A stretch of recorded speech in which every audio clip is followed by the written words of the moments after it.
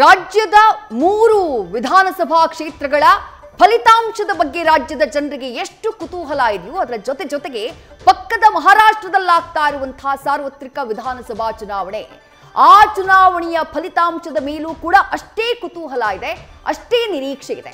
ಅದಕ್ಕೆ ಕಾರಣ ಮಹಾರಾಷ್ಟ್ರದಲ್ಲಿ ಸಾಮ್ರಾಟ ಯಾರಾಗ್ತಾರೆ ಅನ್ನುವಂತಹ ಪ್ರಶ್ನೆಗೆ ನಿಖರವಾದಂತಹ ಉತ್ತರ ಕೆಲವೇ ಕ್ಷಣದಲ್ಲಿ ಲಭ್ಯ ಆಗುತ್ತೆ. ಎಕ್ಸಿಟ್ ಪೋಲ್ಗಳು ಹೇಳಿದ್ದೇನು ಮಹಾರಾಷ್ಟ್ರ ಎಲೆಕ್ಷನ್ಗೆ ಸಂಬಂಧಪಟ್ಟ ಹಾಗೆ ಮಾರ್ಟಿಸ್ ಎಕ್ಸಿಟ್ ಪೋಲ್ನ ಸಮೀಕ್ಷೆಯನ್ನ ನಾವು ಗಮನಿಸ್ತಾ ಇದ್ದೇವೆ. ಬಿಜೆಪಿ 150ರಿಂದ ಬಿಜೆಪಿ ಪ್ಲಸ್ ಬಿಜೆಪಿ ಮೈತ್ರಿಕೂಟ ಅಂದ್ರೆ ಮಹಾಯುತಿ ಮೈತ್ರಿಕೂಟ 150ರಿಂದ 170 ಕ್ಷೇತ್ರಗಳಲ್ಲಿ ಗೆಲುವನ್ನ ದಾಖಲು ಮಾಡಬಹುದು ಅಂತ ಹೇಳಿ ಮಾರ್ಟಿಸ್ ಸಮೀಕ್ಷೆ ಹೇಳಿತ್ತು. ಇಲ್ಲಿ ಮ್ಯಾಜಿಕ್ ನಂಬರ್ 145. ಸರ್ಕಾರ ರಚನೆ ಮಾಡಬೇಕು ಅಂದ್ರೆ ಸರಳ ಬಹುಮತ 145 ಸೀಟ್ಗಳಲ್ಲಿ ಗೆಲ್ಲಬೇಕು. ಆದ್ರೆ ಬಿಜೆಪಿ ನೇತೃತ್ವದ ಮಹಾಯುತಿ 150ರಿಂದ 170 ಕ್ಷೇತ್ರದಲ್ಲಿ ಗೆಲುವು ದಾಖಲು ಮಾಡಬಹುದು ಅಂತ ಹೇಳಿ ಈ ಸಮೀಕ್ಷೆ ಹೇಳ್ತು. ಹಾಗೆಯೇ ಮಹಾ ವಿಕಾಸ್ ಅಗಾಡಿ, ಅದರಲ್ಲಿ ಉದ್ಧವ್ ಠಾಕ್ರೆ ಅವರ ಶಿವಸೇನೆ ಇದೆ, ಶರದ್ ಪವಾರ್ ಅವರ ಎನ್ಸಿಪಿ ಇದೆ, ಜೊತೆಗೆ ಕಾಂಗ್ರೆಸ್. ಈ ಪಕ್ಷಗಳು ಒಟ್ಟಾರೆಯಾಗಿ 110ರಿಂದ 130 ಸೀಟ್ಗಳಲ್ಲಿ ಗೆಲುವನ್ನ ದಾಖಲು ಮಾಡಬಹುದು ಅಂತ ಹೇಳಿ ಇದೇ ಮ್ಯಾಟ್ರಿಸ್ ಸಮೀಕ್ಷೆ ಹೇಳಿದೆ. ಹಾಗೆ ಇತರರು 8ರಿಂದ 10 ಕ್ಷೇತ್ರದಲ್ಲಿ ಗೆಲುವನ್ನ ದಾಖಲು ಮಾಡಬಹುದು ಅನ್ನುವಂಥ ಪ್ರೆಡಿಕ್ಷನ್ ನ ಈ ಸಮೀಕ್ಷೆ ಮಾಡಿದೆ. ನಿಜವಾಗುತ್ತಾ ಈ ಪ್ರೆಡಿಕ್ಷನ್ ಗೊತ್ತಿಲ್ಲ.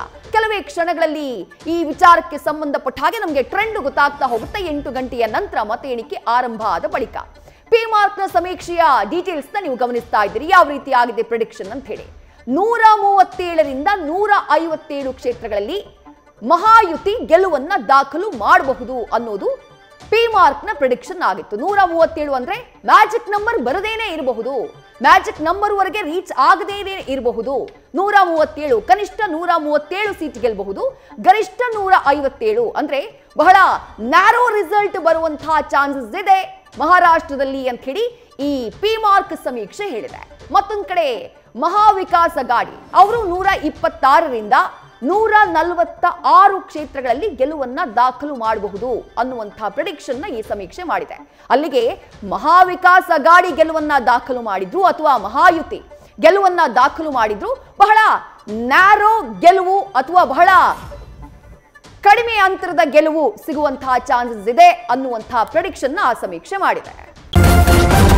ನ್ಯೂಸ್ ಫಸ್ಟ್ ನಿರ್ಭೀತಿಯಿಂದ ನಿಮ್ಮ ಪರವಾಗಿ.